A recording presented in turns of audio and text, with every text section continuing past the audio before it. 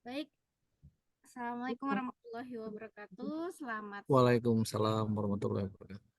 Baik, saya izin untuk menggunakan PPT yang saya buat ya Pak ya. Jadi pakai PPT yang punya saya. Karena Oke, baik, Bu. itu begitu banyak slide-nya.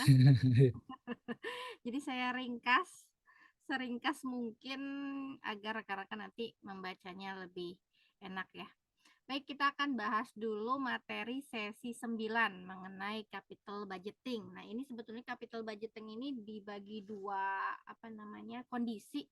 Nah, ini yang digunakan adalah capital budgeting dalam kondisi kepastian yang mana artinya tidak dimasukkan resiko di situ. Jadi tidak ada faktor resiko. Baik, kita mulai. Kita bahas dulu mengenai pengertian. Ini kan capital budgeting. Jadi kita bahas satu-satu bahwa capital atau modal itu adalah aktiva tetap yang digunakan dalam operasi perusahaan. Kemudian budget adalah anggaran. Jadi suatu rencana yang menjelaskan arus kas,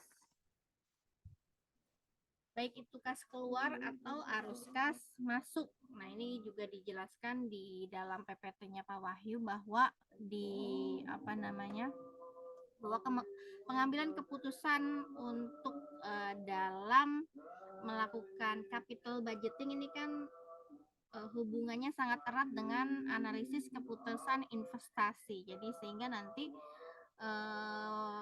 metode-metode yang digunakan adalah metode untuk nanti uh, untuk pengambilan sebuah keputusan dalam investasi.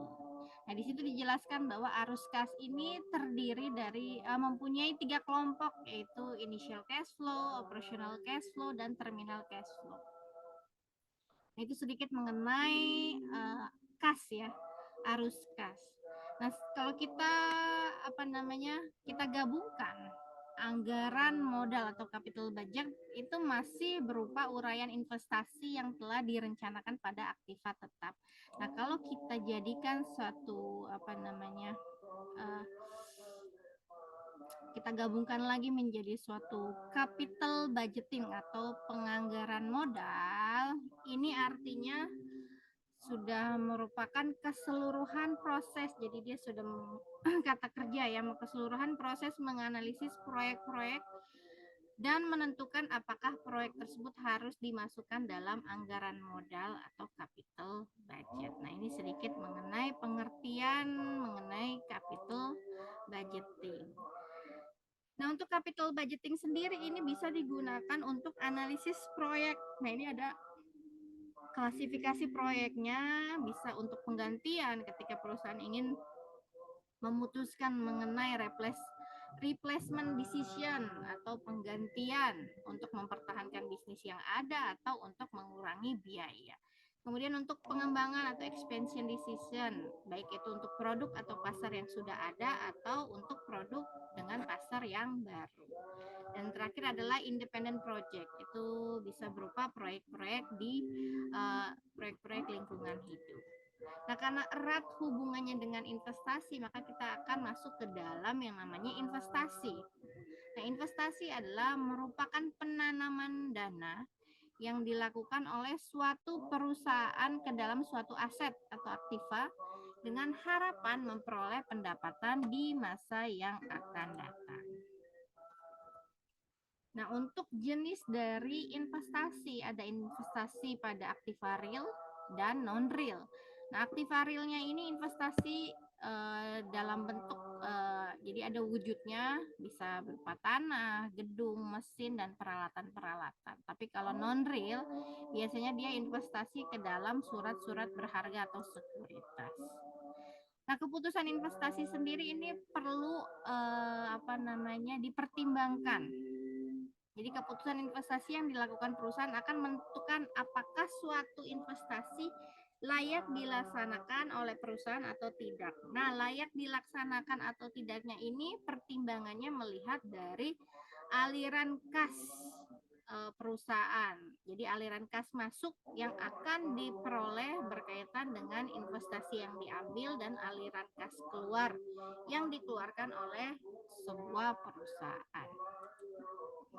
Nah, untuk metodenya, jadi untuk metode dalam penilaian investasi ada beberapa yang bisa kita gunakan. Yang pertama adalah counting rate of return. Counting rate of return ini adalah mengukur besarnya tingkat keuntungan dari investasi yang digunakan untuk memperoleh keuntungan tersebut.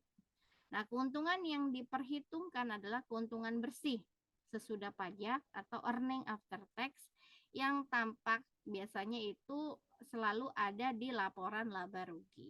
Nah, untuk hasil dari accounting rate of return ini merupakan angka yang relatif dalam bentuk prosentase. Bagaimana cara mencarinya? Kita gunakan rumus ini. Average earning after tax dibagi dengan average investment, karena bentuknya dalam prosentase maka jangan lupa untuk dikalikan dengan 100%. Kita langsung masuk saja ke dalam contohnya. Contoh untuk perhitungan accounting rate of return. Di sini digunakan perusahaan Sari Delima yang mana sedang menilai dua buah proyek A dan B yang masing-masing membutuhkan initial investment atau investasi awal sebesar untuk proyek A-nya 6 juta, proyek B-nya 7,2 juta. Umur ekonomis masing-masing proyek adalah 6 tahun.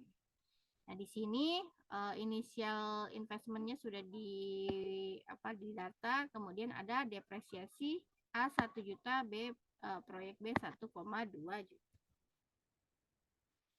Nah, kemudian untuk proyeksi earning after tax dan cash inflow untuk masing-masing proyek ini sudah ada. Di sini kita bisa lihat proyeksi earning after tax dan cash inflow untuk proyek A dan earning after tax cash inflow untuk proyek B. Nah, kalau kita lihat ternyata proyeksi earning after tax untuk dan cash inflow proyek A ini semuanya setiap tahunnya konstan ya, sama. Sedangkan kalau proyek B ini berfluktuatif, ya berubah-ubah. Maka nanti cara perhitungannya pun dia berbeda. Coba kita lihat untuk perhitungan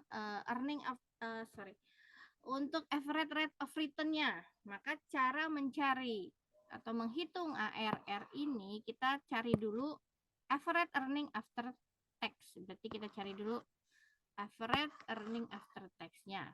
Cara mencarinya bagaimana? Total EAT dibagi, suara saya kecil ya?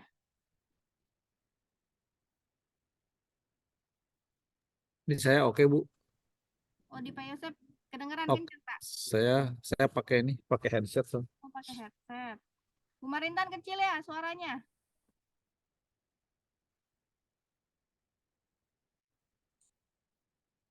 Coba, ini sudah mikrofonnya yang ini. Saya nggak pakai itu sih, nggak pakai headset saya. Saya langsung di laptop, headsetnya saya lupa buat ngambil. Tapi nggak apa-apa ya, nanti mungkin bisa kalau disimak lagi rekamannya. Nanti ada rekamannya, Bu, ya? Ya, rekamannya bisa Ya, Bu. dibesarin Bu. volumenya atau pakai Ya, headset. terima kasih, Bu. Ya. Baik, nah ini cara mencari counting rate of return-nya, kita cari dulu average earning after tax. Nah, karena kalau proyeksinya ini sudah ada ya nilainya semua ya nih. Dicari average-nya untuk earning after tax sudah ada, maka kita tinggal masukkan ya. Ini ya, total laba bersih sesudah pajak, N-nya itu dibagi umur ekonomis. Kalau 6 tahun berarti total keseluruhan dibagi 6 tahun. Hasilnya untuk proyek A 1 juta, proyek B 900.000. Nah, ini sudah ada. Kemudian kita lanjut cari average investment. Ini satu-satu dihitung ya. Nah, untuk average investment berarti initial investment-nya kita bagi 2. Langsung aja, average investment kan tadi proyek A itu 6 juta. Berarti 6 juta dibagi 2. Kalau yang ini 7,2 juta dibagi 2. Hasilnya A 3 juta, B 3 juta 600. Maka kalau sudah dapat hasilnya semua, masukkan ke dalam rumus ARR. Proyek A berarti average earning after tax-nya 1 juta dibagi dengan average investment-nya 3 juta dikalikan 100%. Sebelum dikalikan 100% hasilnya 0,333.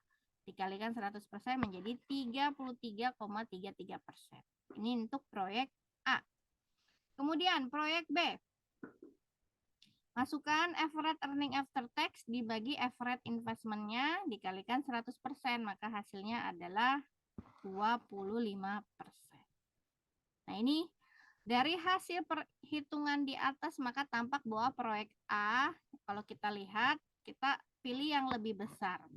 Ternyata kalau kita lihat proyek A ini lebih baik daripada proyek B karena accounting rate of return-nya lebih besar dibandingkan proyek B. Nah, kalau pakai ARR kita bisa lihat ternyata proyek A ini lebih bagus. Tapi kan kita perlu lebih yakin lagi karena sebetulnya ARR ini mempunyai kelebihan dan kekurangan. Maka perlu kita gunakan metode lain untuk memastikan benarkah proyek A yang lebih bagus daripada proyek B. Seperti itu ya. Nah, ini ada kelebihan dan kekurangannya, nanti rekan-rekan bisa lihat. Bisa baca ya. Nah, kita masuk ke metode yang kedua. Nah, ini untuk membantu perusahaan dalam memutuskan investasi, apakah mengambil proyek A atau proyek B. Ada lagi metode yang bisa kita gunakan lagi, yaitu metode payback period. Merupakan perhitungan atau penentuan jangka waktu yang dibutuhkan untuk menutup initial investment dari suatu proyek dengan menggunakan arus kas masuk yang dihasilkan oleh proyek tersebut. Jadi kita sudah menginvestasikan uang kita di dalam sebuah proyek, kemudian proyek itu akan memberikan arus kas masuk. Nah, kita hitung sampai berapa tahunkah arus kas tersebut dari proyek itu akan menutup uang yang kita keluarkan di awal, kan begitu. Jadi berapa lama kita balik modal, intinya seperti itu. Nah, cara mencarinya adalah initial investment. Jadi ini investasi awal dibagi dengan arus kas masuk dikalikan 1 tahun. Kita contoh ya, kita masuk ke dalam contoh. Nah, ini masih pakai contoh yang sama. Untuk proyek A karena dia memiliki arus kas yang sama atau konstan, maka kita bisa gunakan rumus awal ini langsung ya, karena dia konstan. Jadi masukkan initial investment-nya itu 6 juta. Ini anggaplah initial investment itu IO. Dibagi dengan arus kasnya, kalau sama langsung bagi. Jadi kan rata-rata itu semua dari tahun pertama sampai tahun ke-6 kan 2 juta. Masukkan 2 juta. Jadi 6 juta dibagi 2 juta dikalikan 1 tahun. Berarti kembali investasi awal kita akan tertutup selama 3 tahun. Jadi dari jangka waktu 6 tahun, 3 tahun kita sudah balik modal. Seperti itu. Jadi kalau kita lihat di sini, perhitungannya yang menghasilkan period selama 3 tahun ini menunjukkan bahwa modal yang diinvestasikan dalam proyek A akan dapat tertutup selama 3 tahun. Jadi apa yang kita keluarkan akan tertutup selama 3 tahun. Setelahnya kita akan profit, kan seperti itu. Untuk proyek A. Nah, bagaimana kalau proyek B? Nah, ini kita nggak bisa pakai rumus tadi. Karena dia arus kasnya itu fluktuatif, berubah-ubah, maka kita pakai cara yang lain. Jadi di sini dikatakan dalam hubungannya dengan proyek, maka cara di atas tidak dapat digunakan karena pola cash inflow proyek B tidak sama dari tahun ke tahun. Maka untuk menentukan payback period proyek B, maka perhitungan cash inflow-nya perlu dilakukan satu persatu. Maka initial investment atau investasi awal 7,2. Di tahun pertama kita lihat sesuai dengan proyeksinya bahwa nanti akan arus kas masuknya sebesar 4.500.000. Maka di tahun pertama sudah tertutup apa belum? Kita lihat ternyata masih ada sisa yang belum tertutup yaitu 2.700.000. Nah, ini masih harus artinya masih harus menutup investasi awal kita. Belum ada profit yang bisa kita ambil kan, seperti itu. Kemudian di tahun kedua ternyata cash inflow 2.200.000 untuk proyek tersebut. Masuk 2.200.000. Apakah sudah tertutup initial investment kita? Ternyata masih ada sisa 500 yang belum tertutup. Nah, 500 ini kalau kita lihat kan di sini sudah 2 tahun ya. Di tahun pertama, ini tahun pertama, kemudian ini tahun kedua.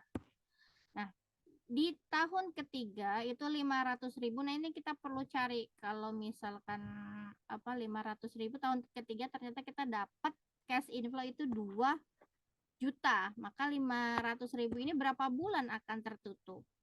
Maka kita hitung cash inflow 500.000 ini. Maka karena cash inflow yang dibutuhkan dalam tahun ketiga untuk dapat menutup initial investment adalah 500.000, maka jumlah tersebut hanya menggambarkan ternyata 25%-nya saja. Nah, hitungnya dari mana? 500.000 ini di tahun ketiga kita bagi dengan cash inflow yang kita dapat di tahun ketiga, yaitu 2 juta dikalikan 100%. Maka dapat 25%. 25% berarti berapa bulan kita harus hitung. Nah, 25% kita kalikan 12 bulan, maka hasilnya adalah 3 bulan. Maka dengan demikian, payback period proyek B adalah 2 tahun 3 bulan. Maka kalau kita lihat di sini sudah 2 tahun, ini cuma selesai di bulan ketiga. Jadi 2 tahun 3 bulan. Nah, kalau kita lihat lagi dengan ARR proyek A lebih bagus, tapi ketika menghitung dengan payback period ternyata proyek B lebih cepat daripada proyek A untuk initial investment yang tertutup atau investasi awal kita tertutup hanya jangka waktunya 2 tahun 3 bulan di proyek B. Sedangkan di proyek A itu 3 tahun. Jadi ini juga belum bisa kita putuskan dengan baik itu dengan ARR atau dengan payback period karena nilainya berbeda ya. Untuk hasil ARR A lebih bagus, untuk payback period B lebih bagus. Maka kita perlu lanjutkan lagi dengan metode tambahan selanjutnya. Nah, ini juga bisa kita hitung payback periodnya dengan cara kalau misalkan untuk proyek B saja ya, bisa menggunakan rumus ini. T ditambah B. T ini adalah tahun terakhir di mana jumlah cash inflow ini belum menutup. Berarti di tahun kedua. Kemudian B ini initial investment adalah 6 juta. 7,2 ya kalau proyek B. Kemudian dikurangi C. Kumulatif cash inflow pada tahun ke T. Tahun ketika sisa initial investmentnya belum tertutup, berarti tahun ke T itu tahun ketiga itu 500.000 ya kalau nggak salah ya. Kemudian D adalah jumlah kumulatif cash inflow pada tahun berikutnya, berarti di sini tahun kedua itu 2 juta. Tahun ketiga itu 2 juta dikurangi 500.000. Maka ini kita perlu lihat. Nah, ini berarti untuk hasil ini kita perlu hitung lagi. Coba kita lihat. Kita perlu hitung kumulatifnya. Kalau tadi kan di tahun kedua ya, T 6,700, kemudian tahun ketiganya 8,700. Anggaplah ini seperti yang ini ya. Seperti menghitung ini sama ini. Berarti kalau yang berikutnya itu 6.700.000, yang 500.000. 6.700.000, yang ketiganya 8.700.000. Maka kita masukkan ke dalam rumus. 2 ditambah 7,2 dikurangi 6,7 dibagi 8,7 dikurang 6,7. Hasilnya adalah 2 ditambah 0,25. Ini kan kalau dihitung hasilnya 0,25. Maka ditambah 2 tahun atau tahun kedua yang tadi belum tertutup investasinya, maka 2,25. Tadi 0,25 sudah kita hitung, yaitu 3 bulan. Berarti 2 tahun 3 bulan. Nah, ini bisa gunakan rumus ini atau rumus yang sebelumnya. Kalau rumus yang sebelumnya itu lebih simple ya daripada rumus yang ini, karena kita perlu hitung lagi kumulatif cash inflow-nya.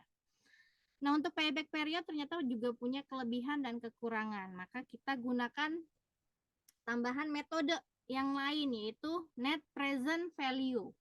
Nah, metode ini dari metode net present value, kemudian profitability index dan internal rate of return ini semua sudah menggunakan time value of money atau nilai waktu uang, sehingga dirasa ini lebih dapat membantu perusahaan atau manajemen dalam memutuskan keputusan investasi. Nah, untuk mencari net present value, kita akan melihat yaitu investasi awal ini kita tambahkan dengan aliran kas dari sebuah aliran kas bersih untuk perusahaan dibagi dengan bunganya, discount rate-nya. Ini kan seperti kita mencari present value. Kan kita sudah belajar ya, present value. Maka kalau kita masukkan ke dalam sebuah contoh, perusahaan Sari Delima membutuhkan investasi sebesar 120 juta dengan cash inflow yang diperkirakan itu 40 juta per tahun selama 6 tahun. Nah, ini berarti perlu digarisbawahi bahwa setiap tahunnya dia sama atau konstan untuk cash inflow-nya. Discount rate-nya 10%. Hitunglah besarnya net present value. Nah, kalau konstan, kita bisa gunakan satu-satu kita hitung, atau misalkan kalau konstan langsung saja kita cari tabel present value interest factor of annuity, cari bunganya 10% ya. Ya, 10% dalam jangka waktunya 6 tahun ya. Nanti ketemu hasilnya 4,3553 untuk tabel present value interest factor of annuity. Atau kalau misalkan nggak punya tabelnya, ya hitung satu-satu berarti. Ini kenapa minus? Karena investasi awal 120 juta itu kan artinya kita mengeluarkan uang ya kan, mengeluarkan uang.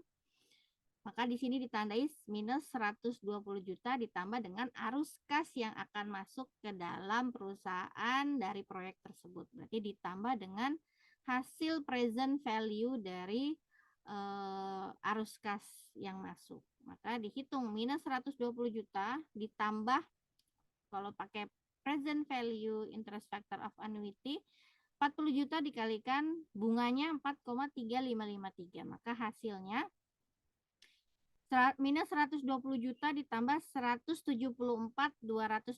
Nah, ini adalah total present value. Ini ingat ya, total present value adalah ini. Hasil dari perhitungan arus kas dengan bunganya. Nanti ini akan digunakan ketika kita menghitung profitability index dan internal rate of return. Maka kalau kita sudah hitung, hasil net present value-nya adalah 54.212.000. Nah, ini cara menghitung net present value.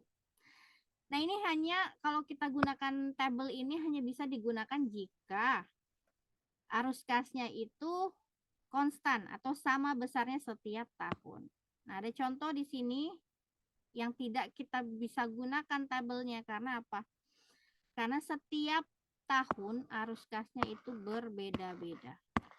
Maka kita tidak bisa langsung kalikan, tapi kita hitung satu-satu secara manual. Minus 120 juta ditambah dengan hasil present value-nya. Ini kan total present value. Hasilnya net present value-nya adalah 40.980. Anggaplah ini proyek B, itu proyek A. Maka kalau kita lihat, pilih yang paling besar net present value-nya, maka proyek A yang akan kita pilih. Nah, ini juga dapat kita bandingkan dengan hasil metode lainnya, baik itu profitability index dan IRR.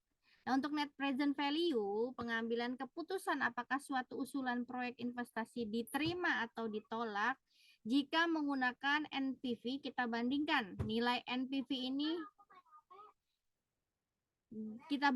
nilai NPV ini dengan nilai 0. Jadi kalau misalkan kita lihat NPV-nya lebih besar atau sama dengan 0 atau positif, maka investasi layak diterima.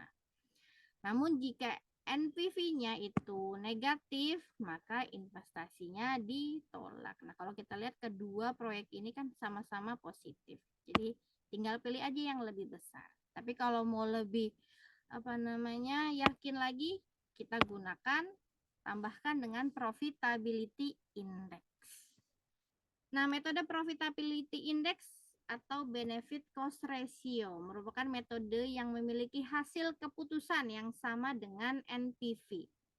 Artinya, apabila suatu proyek investasi diterima dengan pengguna metode NPV, maka biasanya akan diterima pula jika dihitung dengan profitability index. Nah, cara mencarinya, total present value cash inflow tadi yang saya sebutkan TPV itu dibagi dengan initial investment-nya atau investasi awalnya. Nah, untuk profitability index, ketentuan layak diterima atau ditolak kita lihat dari profitability indexnya jika lebih besar dari 1, maka layak diterima. Jika kurang dari 1, maka akan ditolak.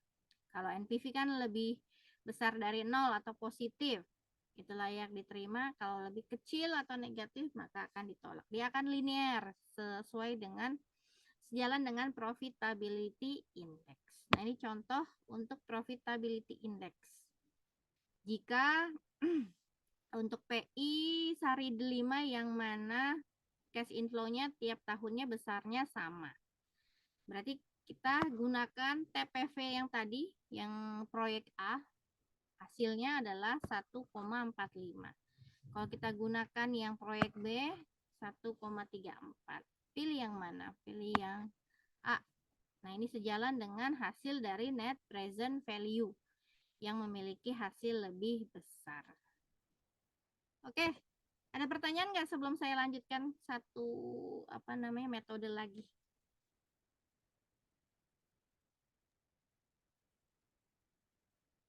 Lanjut Bu dari saya. Lanjut ya. Speaker saya udah jebol, Bu, 100. Kecil. Ibu suaranya kecil banget. Suaranya kecil ya. Maaf ya Bu Marintan, soalnya saya nggak pakai headset, nggak kayak kemarin nih. Lupa. Nanti Bu Marintan bisa dengar pakai headset ya Bu, rekamannya ya. Ini pakai headset, Bu. Pakai headset. Iya, nggak kedengeran. Saya pakai speaker Bluetooth, Bu. Kedengeran udah sampai 100, Bu. Ya Allah. Gimana dong? Tapi kemarin kedengeran kan ya? Kemarin kedengeran, cuman ini nggak kedengeran sama sekali. Ini soalnya saya nggak pakai headset. Coba bentar-bentar. Saya ambil dulu ya Bu, sebentar aja.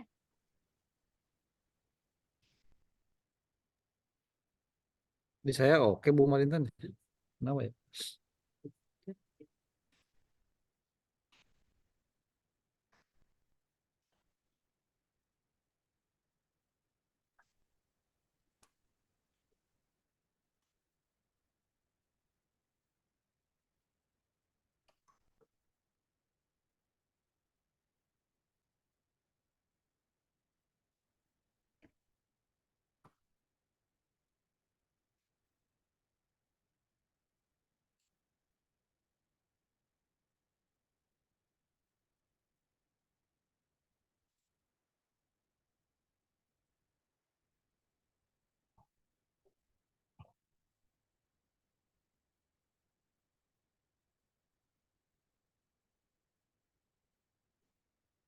Coba ini kedengeran nggak suara saya?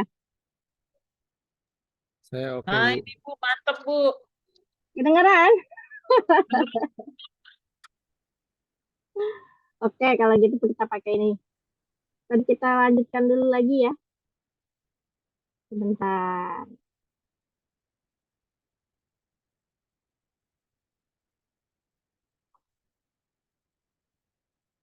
Berarti harus pakai headset memang.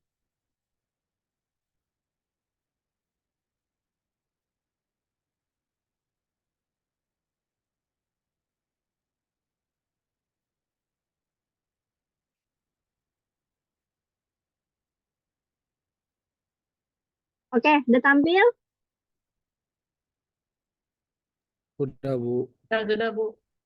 Sudah ya.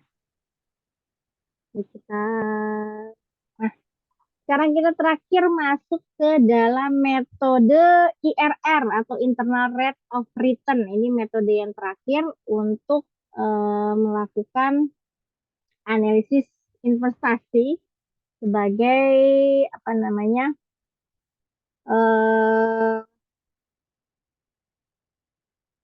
alat untuk membantu perusahaan dalam membuat capital budgeting. Nah, IRR ini akan sejalan atau linear dengan NPV dan Profitability Index.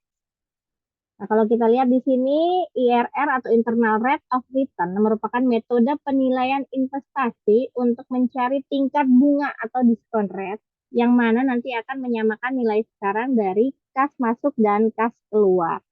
Nah, pengambilan keputusan diterima atau ditolaknya suatu usulan investasi dengan IRR ini akan selaras dengan NPV.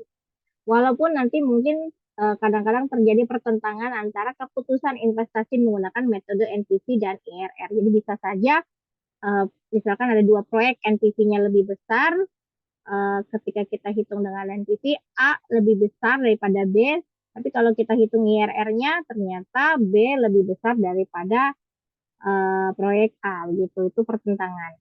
Nanti kita kembalikan lagi ke keputusan manajemen mau pilih yang mana. Jika menggunakan IRR, maka investasi akan diterima apabila IRR-nya lebih besar daripada tingkat bunga yang digunakan sebagai biaya modal, dan sebaliknya ditolak apabila IRR-nya lebih kecil daripada biaya modal yang digunakan. Nah, untuk menghitung IRR di sini rumusnya kita gunakan rumus yang tidak menggunakan interpolasi. Jadi tidak ada apa namanya coba-coba, kita hanya pilih, nanti kita apa namanya menentukan RB. Saya belum pakai. Jadi kita tentukan RK RB-nya atau tingkat bunga terkecil dan tingkat bunga terbesar. Nah, untuk rumusnya maka bunga terkecil ditambah dengan net present value bunga terkecil dibagi dengan total present value bunga terkecil dikurang total present value bunga terbesar, kemudian dikalikan bunga terbesar dikurangi bunga terkecil. Maka kalau kita masukkan ke dalam sebuah contoh, di sini ada suatu perusahaan yang menghadapi dua buah usulan proyek, investasi A dan B. Kemudian di sini perkiraan aliran kas usulan investasi A dan B adalah sebagai berikut. Kita lihat di sini proyek investasi A, investasi awalnya adalah 40 juta, B adalah 40 juta. Kemudian tahun pertama sampai tahun keempat investasi A ini memiliki cash inflow yang konstan, artinya sama ya setiap tahunnya. Kalau kita lihat investasi B tidak memiliki aliran kas yang konstan, bahkan di tahun pertama dia 0, tidak ada. Kemudian tahun kedua 10 juta, tahun ketiga 20, tahun keempat 40 juta. Nah, misalkan apabila rate of return yang disyaratkan atau tingkat keuntungan yang disyaratkan adalah 10%, diminta keputusan manakah investasi yang menarik atau yang layak diterima jika dinilai dengan NPV dan IRR. Maka kita perlu menghitung NPV dan IRR-nya. Hitung dulu NPV. Ini kan berarti kita hitung untuk A dan B.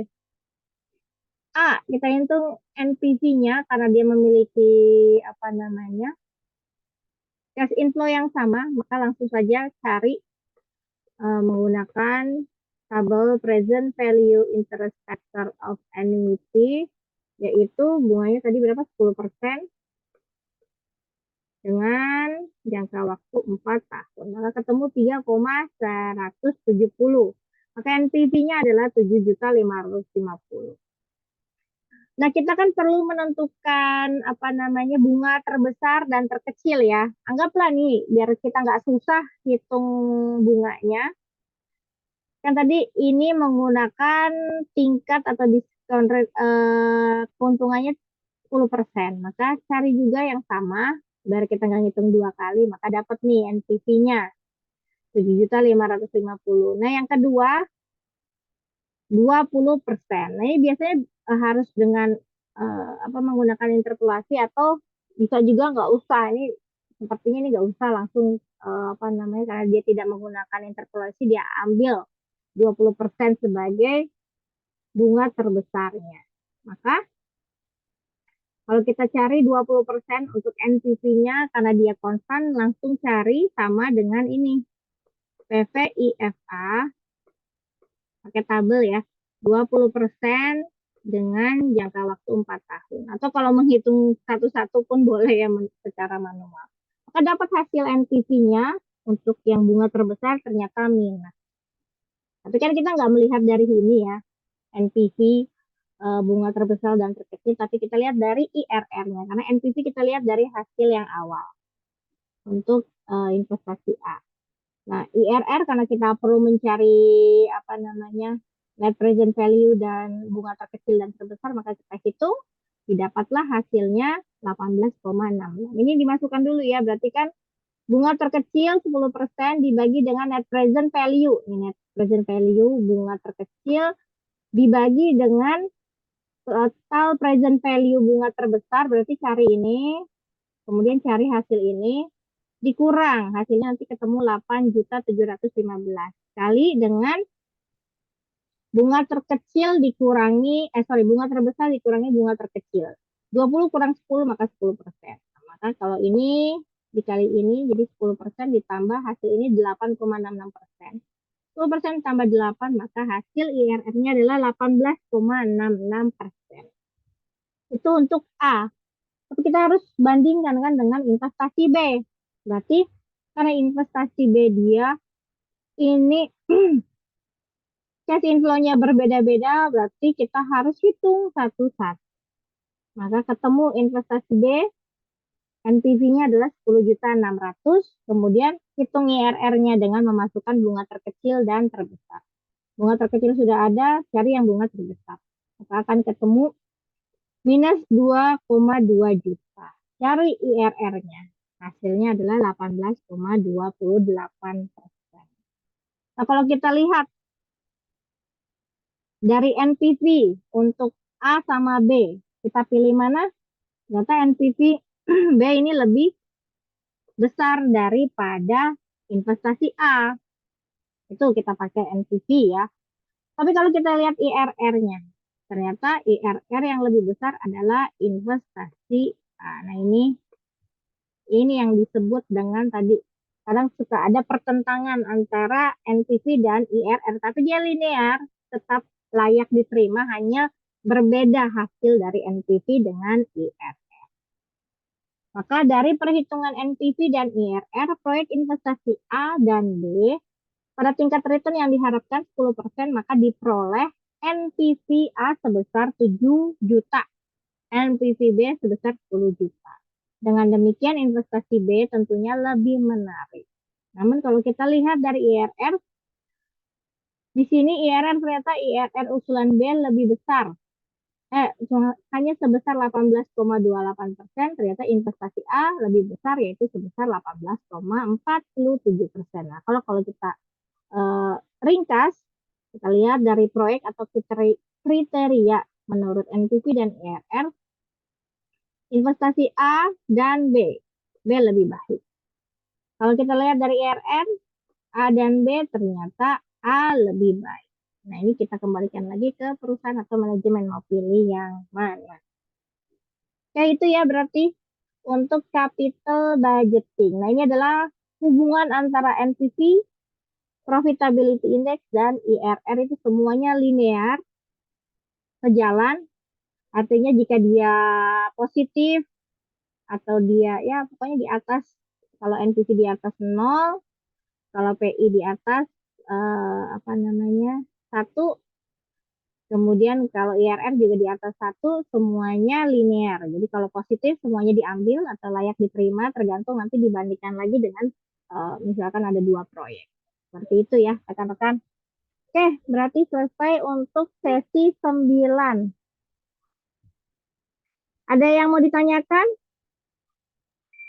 Bu, itu materinya kan nggak sampai IRR deh, Bu. Sampai PI doang, Bu. Jadi kita Ya, nggak. kalau dari koordinatornya kan Pak Wahyu ya, itu kan ada banyak slide-nya ya. Jadi dia menjelaskan sedikit-sedikit sehingga IRR-nya ini nggak sampai. Nah, ini Heeh. saya ringkas jadi sedikit, tapi IRR-nya juga masuk begitu. Karena ini semua masih masuk ke dalam penilaian investasi Bu Marintan. Jadi saya Iya. masukkan. Makanya saya bilang tadi pas ngitung IRR nggak ada kok di PPT-nya nggak ada. Iya. Nah, ini nanti saya tambahkan ya. PPT-nya saya upload pada saat berbarengan dengan rekaman ya Bu Marintan ya. Oke, makasih Bu. Siap, Bu. Oke, ada lagi nggak pertanyaan? Ini saya mau lanjut satu lagi nggak apa-apa ya, agar kita nggak ketinggalan banyak. Soalnya 3 minggu lumayan nih. Saya mau masuk satu lagi materi. Ya materi sesi. Aku udah baca. Materi sesi 10. Materi sesi 10 itu adalah manajemen kas ya. Nah, ini juga saya pakai punya saya agar lebih ringkas. Bentar.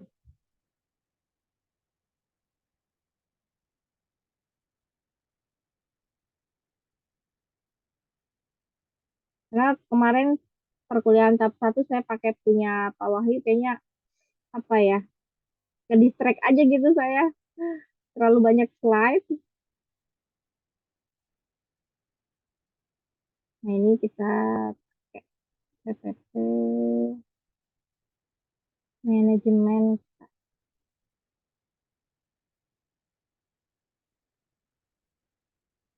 Nah, ini PPT-nya semua akan saya share pada saat rekamannya saya share di LMS ya. Udah tampil belum? Udah, Bu. Udah, Bu. Udah ya. Nah, ini manajemen kas. Ini rekan-rekan bebas sih mau pakai PPT yang mana yang enak aja buat rekan-rekan untuk dibaca ya.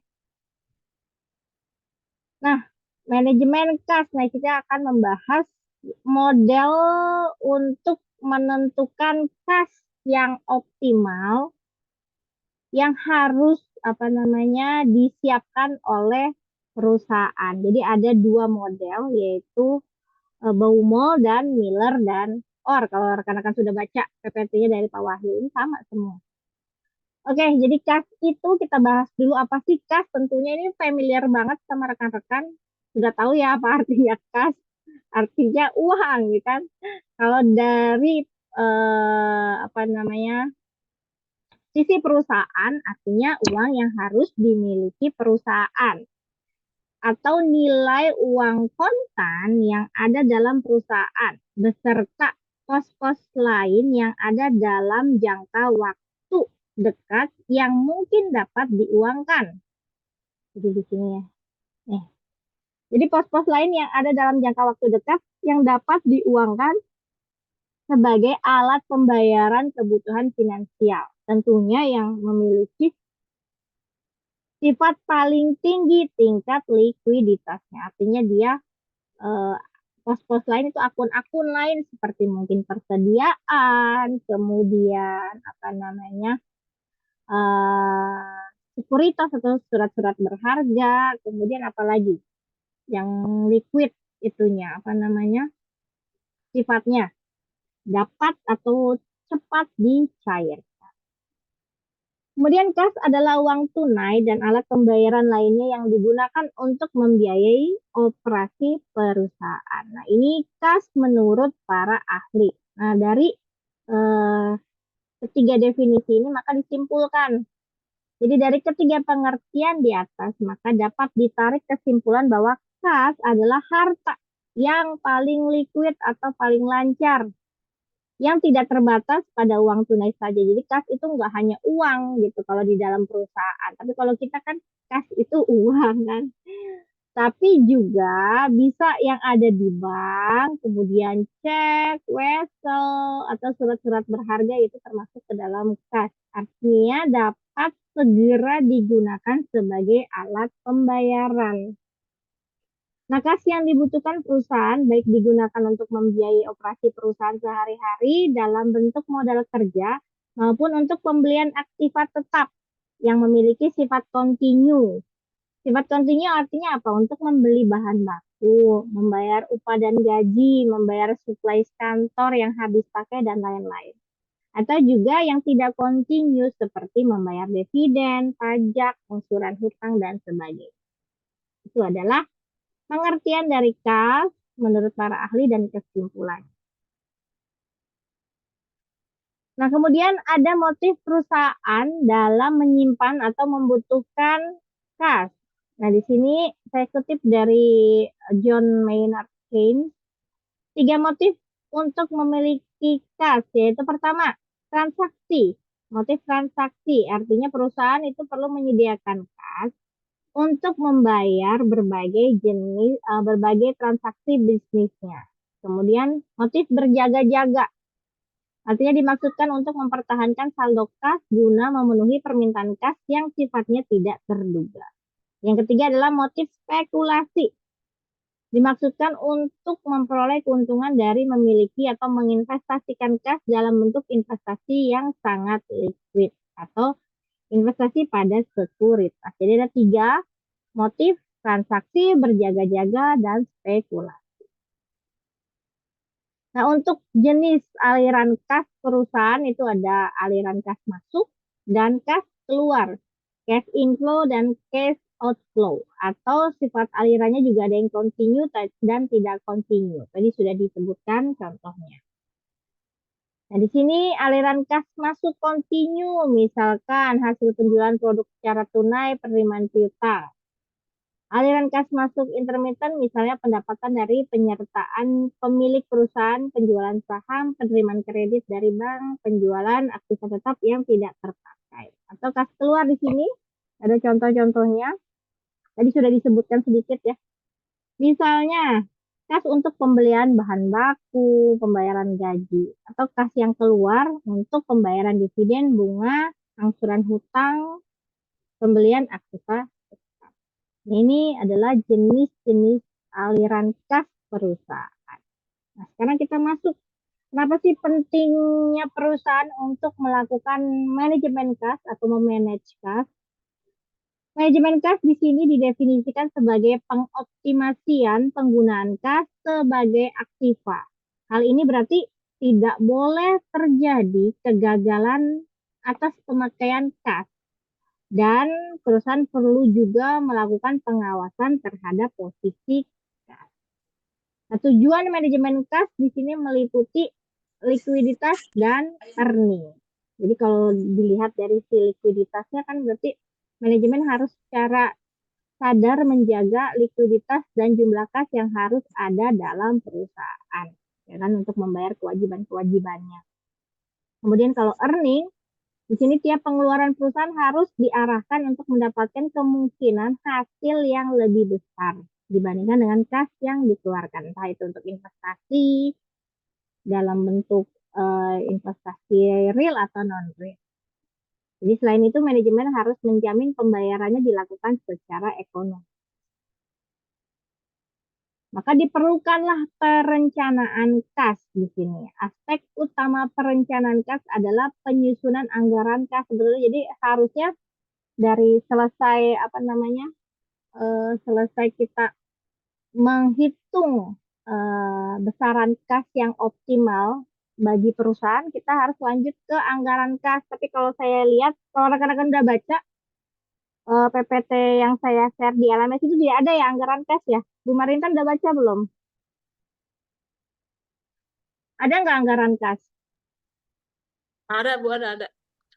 Ada perhitungan Tapi anggaran di kas. unsur-unsur ininya aja, Bu, penyusunan anggaran aja tuh. Nah, iya, harusnya kan ada penyusunannya lagi tuh untuk pembelian, untuk ya kan pengeluaran dan pemasukan dari mana saja. Kemudian nanti dirinci anggaran kas yang harus ada di perusahaan bagaimana.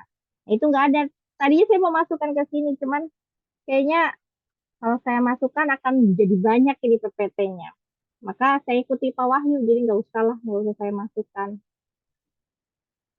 Jadi nggak apa-apa ya, kita bahas ini aja, manajemennya aja, maksudnya perhitungan kas optimalnya saja, nanti anggaran kasnya mungkin nanti saya bisa kasih saja bentuk anggaran kasnya bagaimana nanti di apa namanya ketika saya nge-share rekaman ini.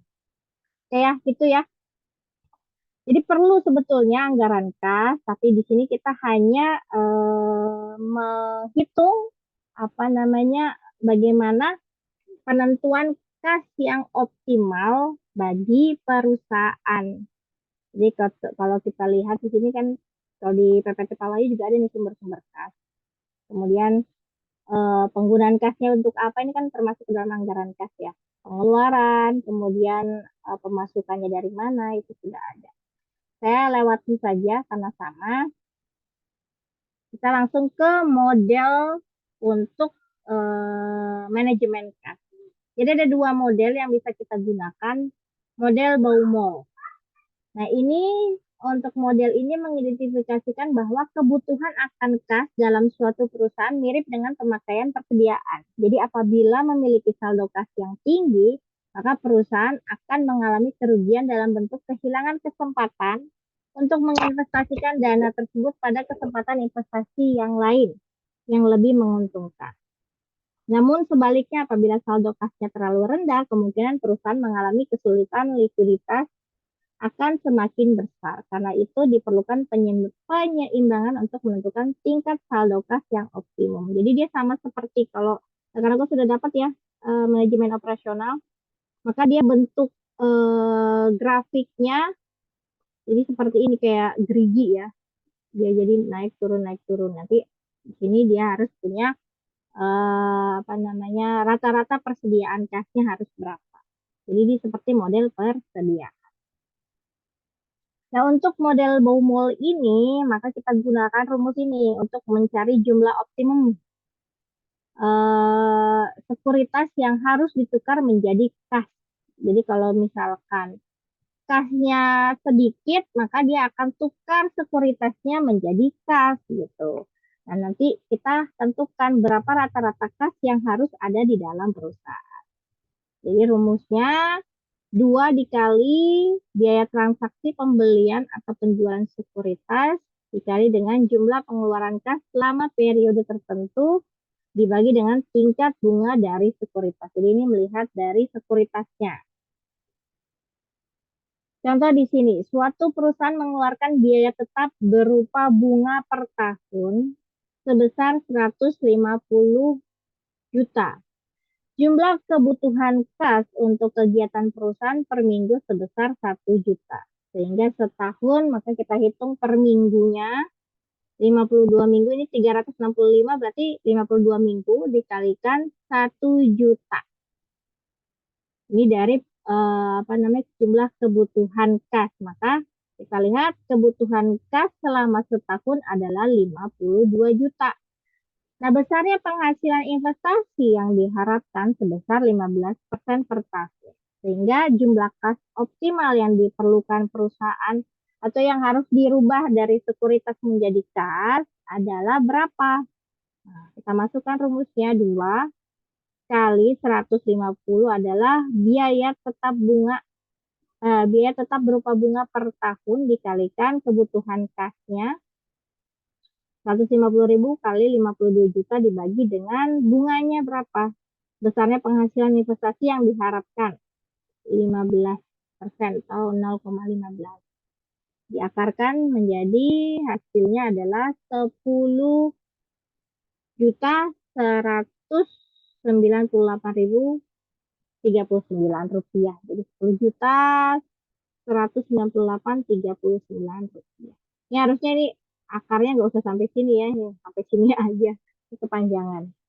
Maka kas optimal perusahaan tersebut adalah sebesar 10.198.000. Nah, jumlah frekuensi transaksi yang harus dilakukan sebanyak berapa kali untuk merubah apa namanya dari untuk mendapatkan kebutuhan kas ini selama setahun 52 juta ini kita bagi. Kan ini yang harus diubah. Maka kalau kita lihat ternyata perusahaan harus merubah dalam setahun itu 5 kali. 5 kali merubah sekuritas atau surat-surat berharganya menjadi kas. agar tercapai setiap tahun setahunnya itu 52 juta. Nah, sedangkan rata-rata saldo kasnya, berarti kita cari lagi nih rata-rata saldo kas. Jadi yang harus ada, kalau tadi kan gini gambar grafiknya ya kan, ini ada tengah-tengah, kemudian dari sini naik, kemudian naik lagi. Nah, ini dicari tengah-tengahnya agar tidak sampai benar-benar turun. Maka rata-rata saldo kas yang harus ada di perusahaan ketika perusahaan sudah mulai kekurangan kas berapa? Anggaplah ini kayak margin of safety-nya atau batas amannya. Yang harus ada adalah 5 juta di dalam sebuah perusahaan. Ini 5 juta. 099,20 untuk rata-rata saldo kas perusahaan jika menggunakan model BAU. Nah, ini satu metode. Ada pertanyaan nggak? Lanjut? Lanjut, Bu. Lanjut, Lanjut Bu. ya.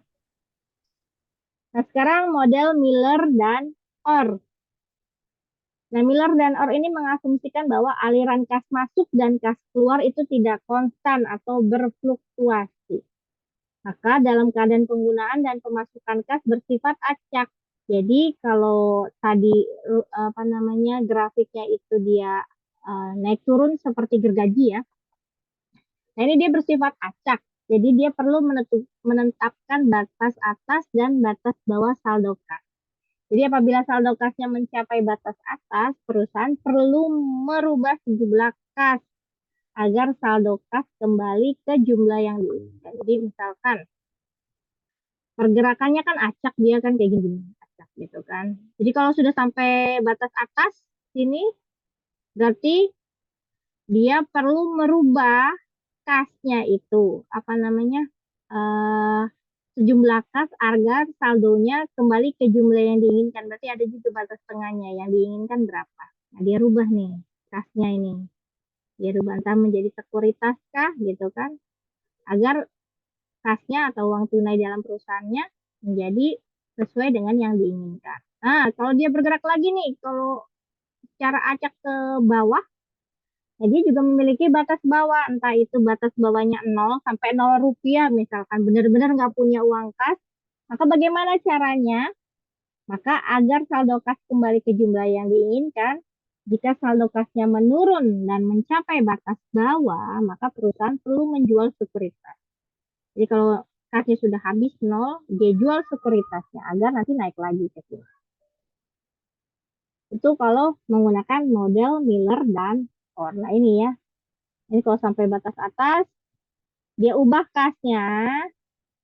Nah, kalau sudah sampai batas bawah, dia jual sekuritasnya buat naik lagi. Ini batas J ini, Z, bukan J. Z ini adalah batas, ceritanya kayak batas aman. Jumlah kas yang diinginkan oleh perusahaan. Jadi batas atas dalam gambar tersebut ditentukan atau ditunjukkan oleh garis H.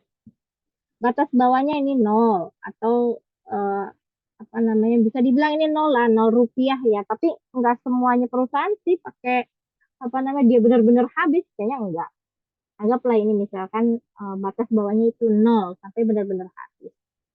Nah, ini berarti bahwa perusahaan menetapkan jumlah minimal kas mencapai 0, baru perusahaan akan merubah atau menjual sekuritas untuk menambah jumlah kas menjadi Z. Nah, untuk menentukan Z ini, kita bisa gunakan rumus 3 kali Z. Nanti kan Z-nya ditentukan ya. Kita hitung pakai rumus. Nanti berapa harus ada di sini, kita tinggal kalikan. Kita udah ketemu nih hasil Z-nya. Kalikan 3 kali Z-nya. Nah, di sini jika perusahaan kekurangan atau sudah mencapai 0 akan menjual sekuritas untuk menambah jumlah kas menjadi Z, yaitu jumlah kas yang diinginkan perusahaan. Jadi Z adalah jumlah kas yang diinginkan perusahaan. Nah, di sini ada note bahwa tentu saja perusahaan bisa menentukan batas bawah tidak harus 0 rupiah. Gitu ya. Kita masuk ke dalam contohnya model Miller dan OR. Nah, ini rumus yang kita gunakan untuk perhitungan model Miller dan OR. Jadi Z kita bagi antara 3 dikalikan biaya tetap untuk melakukan transaksi, kemudian dikalikan variansnya. Varians arus kas masuk bersih, harian suatu ukuran penyebaran arus kas. Sebetulnya ini ada rumus sendiri ya kalau mencari varians. Ini kalau di dalam manajemen investasi sudah ada nih masuk rumusnya. Kemudian dibagi dengan 4 dikali I. Jadi 4 dikalikan bunga harian untuk investasi pada sekuritas. Nah, hasilnya nanti dipangkat lagi 1/3. Jadi rumusnya agak sedikit rumit. Nah, ini contohnya. Misalkan suatu perusahaan mengeluarkan biaya transaksi sebesar 5.000 setiap kali transaksi. Kemudian varians dari aliran kas masuk sebesar 100.000. Jadi sudah ada data variansnya. Tingkat bunganya 12% per tahun. Kemudian batas minimal kas yang tersedia sebagai batas bawah sebesar 0 rupiah. Jadi sesuai dengan tadi grafiknya 0 rupiah untuk batas minimal kas yang tersedia. Kemudian dia menggunakan 1 tahun 360 hari. Maka jumlah persediaan kas yang diinginkan perusahaan adalah kalau kita masukkan ke dalam rumus 3 kali 5.000 kalikan 100.000 dipangkatkan 2. Dibagi 4 dikali bunga dibagi tahunnya. Maka jika sudah dapat kita pangkatkan 1/3 hasilnya adalah 482.745. Ini adalah jumlah kas yang diinginkan perusahaan. Jadi Z-nya ini jumlah kas yang diinginkan. Jika kita ingin mengetahui nilai batasnya, kalau ini kan hanya Z, berarti kalau kita mencari nilai batas yang diinginkan perusahaan adalah kita kalikan 3 kali hasil Z-nya ini. 3 kali 482.745. Hasilnya adalah 1.448.235. Ini adalah kayak sama seperti tadi ketika kita menghitung menggunakan Baumol, ini kayak margin of safety-nya atau batas amannya. Nah, ketika perusahaan mencapai batas atas, maka perusahaan kan harus merubah sebagian kas tersebut menjadi sekuritas. Maka bagaimana caranya untuk mengetahui berapa banyak sih yang harus dirubah menjadi sekuritas atau surat berharga? Nah, ini hasil 3Z ini kita kurangi dengan Z-nya. Jadi 1.448 kurangi 482. Maka ketemu 965.490. Nah, ini harus kita ubah menjadi surat berharga agar nanti kasnya kembali lagi menjadi ini 482.000. Nah, kemudian kalau misalkan ketika kas perusahaannya pada batas minimal jadi sampai 0, nanti berapa yang harus kita jual ya? Seharga nominal surat berharganya ada 482, kita jual lagi menjadi jumlah yang diinginkan menjadi 482 lagi. Jadi seperti itu ya. Tinggal dibalik-balik aja untuk jika kelebihan kas atau kekurangan. Oke, berarti selesai ya materi kita sesi 9, sesi 10. Nah, insya Allah nanti minggu depan kita 2 sesi lagi. Kalau nggak salah piutang ya, manajemen piutang di sesi 11 dan nanti materi di sesi 12 saya akan bahas lagi di Sikon. Ada pertanyaan rekan-rekan?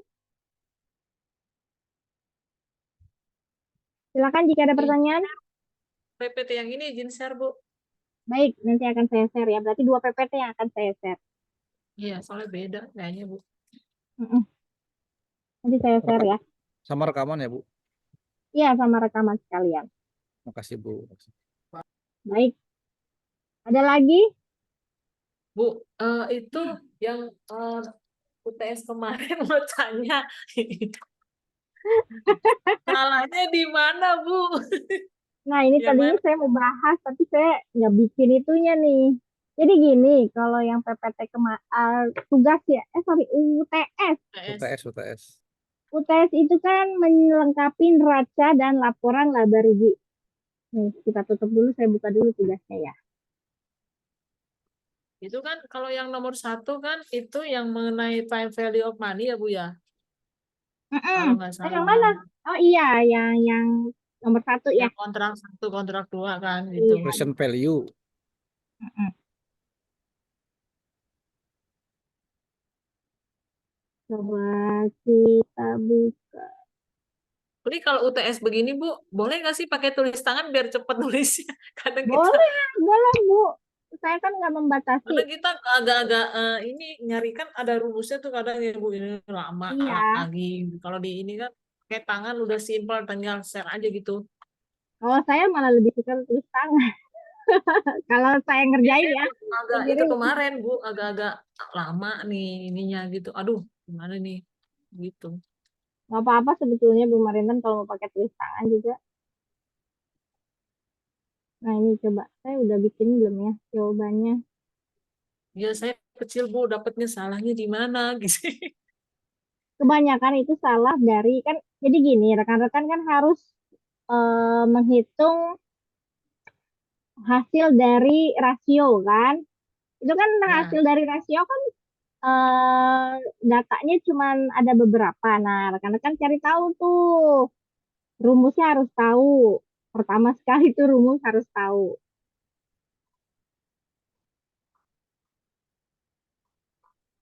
Nah, ya, coba saya share ya.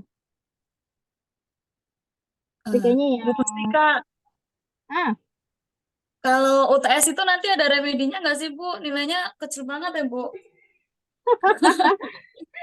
ya remedial nggak ada, Bu. Untuk apa namanya UTS ya. Tapi gini, kan suka tiba-tiba ada ya. Suka apa namanya dari akademik. Kalau sementara ini sih belum ada info untuk remedial. Untuk UTS, tapi kita nggak tahu ya nanti selanjutnya bagaimana. Biasanya suka ada. Ini udah tayang belum nih? oh Ibu mah dibuletin ya Bu Apanya? Ini jawabannya. hasilnya. Ini lihat. Untuk yang pertama nih. Sama Bu, sama juga sama tuh. Sama kan, kalau yang bener saya benerin, nggak mungkin saya salahin. Cuman Yang ini nomor 2 kali ya Bu. satu-satu ini pasti nilainya nggak gede bobotnya. Yang besar yang ini. Nah ini kebetulan saya belum bikin nih. Tapi saya lihat aja nih ya di catatan saya ya. Ini hasilnya kas. Kalau ada ini kita lihat yang benar aja ya. Kas itu 200.000.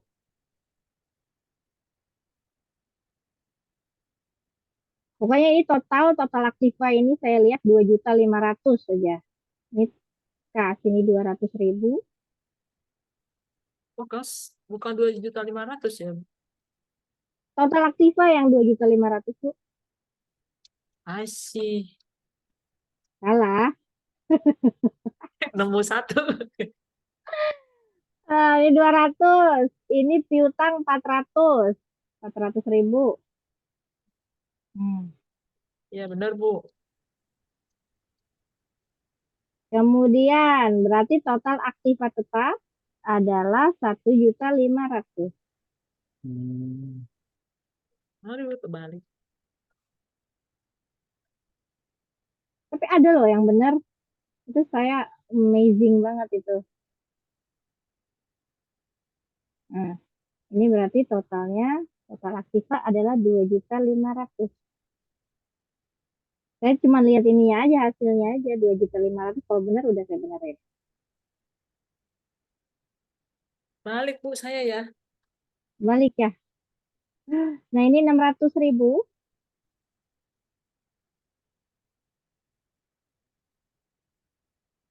Ini 750.000.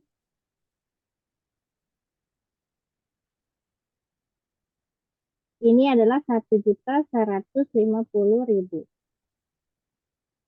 Berarti di sini harus nih ya total aktiva sama total hutang dan modal sendiri harus sama.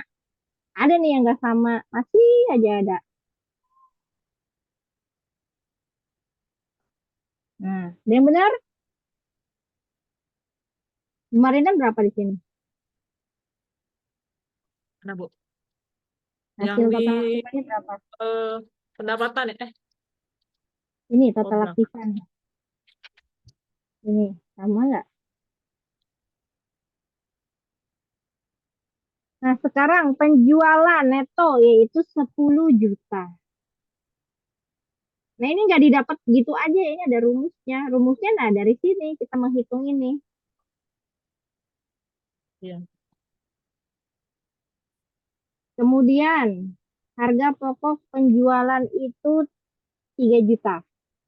3 juta. Kemudian, maka laba bruto menjadi 7 juta ya. 7 juta.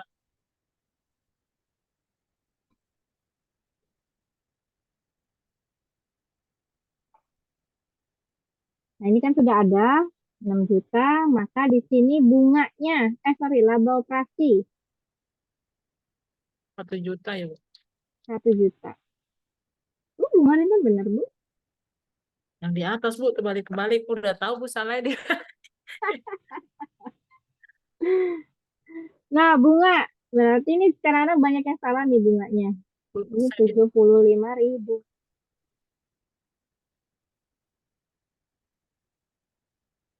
Kemudian laba sebelum pajak berarti di sini 925.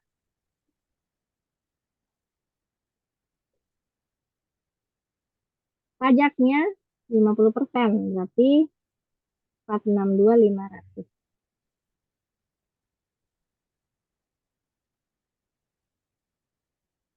Nah, laba neto berarti 462.500. Dah, selesai. Ini. Nah, cara mencarinya bagaimana? Pertama, rekan-rekan harus cari dulu. Ini nggak harus A dulu dicari, nggak. Cari aja dulu apa namanya yang kita ketahui dulu. Misalkan mencari rasio operasi. Berarti kan biaya total dibagi dengan penjualan, ya kan? Nah, itu cari dulu berapa hasilnya. Baru lanjut, nanti mungkin diketahui itu penjualan. Nanti baru isi penjualan, dapat 10 juta. Cari lagi tingkat perputaran aktiva. Tingkat perputaran aktiva kan penjualan dibagi total aktiva. Nah, total aktivanya kan kita belum tahu. Berarti kan kalau hasilnya di sini 4X, berarti 10 juta dibagi total aktiva sama dengan 4, berarti 10 jutanya kita bagi 4, ketemu. Berarti total aktivanya di sini kita masukin 2.500.000. Kayak gitu, Bu. Jadi nggak harus menurut ini kita cari, yang kita ketahui aja dulu kira-kira apa. Buat ngisi, melengkapi nominal-nominal akun di sini. Gitu ya. Ya, makasih ya, Bu. Udah tahu salahnya di mana. Ada lagi nggak yang mau tanya-tanya? Ini rata-rata nilainya berapa nih coba? Wah, saya jelek, Bu. 75. Jadi mau lumayan. Yang lain, Mas Alvan berapa, Mas Alvan? Saya nggak tahu, Bu. Belum dilihat. Nggak tahu. Ya Allah, belum dilihat. Ini berarti kalau misalkan ada komplain nggak terima ya. Nggak terima komplainan. Karena udah lewat. Itu kemarin saya sempat share lagi di Bu, di susulan, Bu. Ya, jadinya. Iya, saya kan tadinya udah mau lihat, ternyata kan dibuka. Nah, saya cek, oh Bu Marintan udah masukin, ya udahlah. Gitu. Sekalian saya tulisin semua yang nomor 1, Bu, ininya jalan ceritanya gitu kan. Kalau kemarin kan nggak keburu tuh. Iya, saya cek udah ada. Ya udah saya nilai langsung di itu karena dibuka lagi kan, seminggu lagi Iya. tuh. Oke, ada lagi nggak? Cukup, Bu. Harus belajar banyak. Betul. Harus belajar ya, Pak ya. Aduh, Pak Yosef. saya mumet banget nih keuangan ini. Ampun deh. Apa-apa, Tapi jalanin semangat, aja. semangat, Bu. Tenang aja. Tetap semangat. Siap-siap. Makasih, Bu. Ya, Nah, ini untuk tugas sudah saya share kan ya? Untuk Sudah, Bu. tugas sudah ya. Iya, Nah, kalau untuk Bu, ya. demikian. UASnya kalian saya infokan. Berarti untuk UASnya rekan-rekan siapkan apa namanya presentasi ya, video presentasi. Nanti upload ke YouTube. Dicicil aja dari sekarang dibuat, nggak apa-apa. Kan sudah buat ya tugasnya. Tugasnya Ini yang keuangan analisisnya, Bu. itu kan, Bu? Iya, yang analisis. Analisis itu. Analisis kan ya. Iya. Iya, iya. Nah, itu dibuatkan Itu presentasi videonya. dijadiin video, Bu. Dibuat videonya. Bu, itu sesi 9, Bu, ya banyaknya. Apanya? Yang tugas. Tugas. Sebentar nih saya coba cari dulu nih tugasnya. Biar ini nih, contekannya biar clear nih. Nah, tugas MK. Saya stop share, saya share lagi tugas. Analisa kan itu, Bu. Ya, analisa. Laporan keuangan kan ya. Terus saya agak ragu Iya. tugas manajemen keuangan sama manajemen investasi kan mirip-mirip nih. Tugas.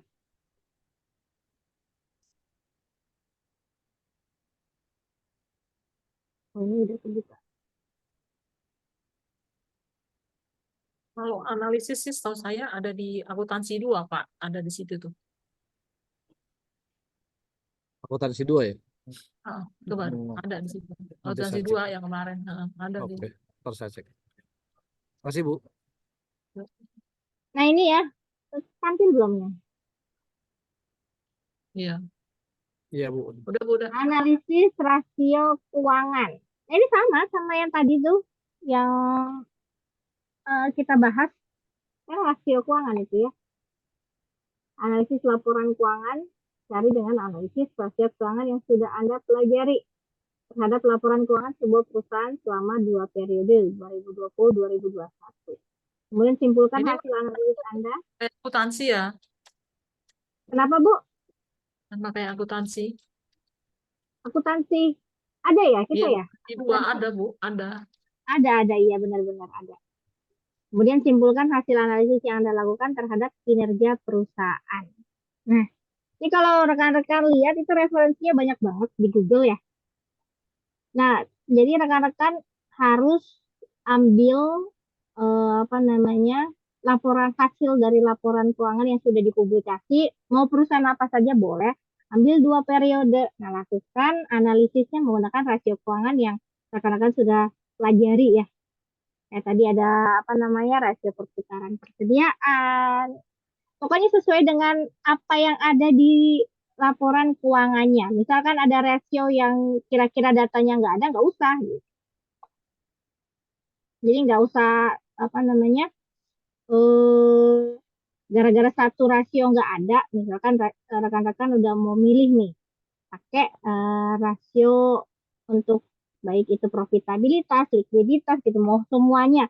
Tapi ada salah satu rasio yang nggak ada. Terus rekan-rekan ganti lagi apa namanya laporan keuangannya pakai yang lain kan otomatis harus berubah lagi kan. Jadi nggak perlu lengkap-lengkap. Yang penting rekan-rekan saya lihat niatnya buat bikin tugas ini. Nah tugas ini nanti dipresentasikan dalam bentuk video. Nah videonya itu nanti rekan-rekan upload sebagai UAS. Gitu ya jawaban UAS. Jadi di UAS nanti rekan-rekan gak usah lagi baru ngerekam. Jadi dari sekarang aja mendingan. Kan mencicil jadi namanya. Jadi pas UAS udah selesai. Tinggal submit doang. Gitu ya. Berarti gini, Bu, ya. Nggak usah lengkap-lengkap. Nggak usah yang nggak ada, diada-adain gitu. Tapi yang Iya, penting paham jangan. kali ya, Bu, ya. Betul. Jalan ceritanya kali, Bu, ya.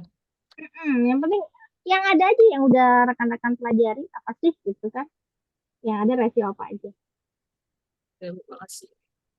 Ya, Google, sama-sama. Google Drive berarti, Bu, ya. Apanya? Nanti dikirim, disimpan pasti gede kan kalau itu rekaman Iya, apa video. makanya linknya aja Pak. Masukin di Oke. YouTube, Oh linknya iya, aja iya. di share. Iya, Bu. Udah. Matkul lain udah pernah sih. Oke. Ya. Oke, jadi gitu ya. Jelas ya untuk tugas dan UASnya. Jelas, Bu. Makasih, Bu. Baik. Ada lagi nggak pertanyaan sebelum saya tutup? Boleh tulis tangan, Bu. Boleh. Apanya nih? Rasionya? Ya. Analisis rasionya boleh lah. Tapi kan Nanti nanti kan kalau share juga kan yang dibu- itunya. Yang tapi dibuat presentasi kan ada PPT-nya tuh, Bu. Kalau misalkan ditulis iya. tangan kayaknya Siap. jelek. Kalau Oke, dibuat oke. PPT aja nggak apa-apa lah. Langsung aja buat Oh, oh. PPT. Oke, Bu. Masih. Oke. Ada lagi?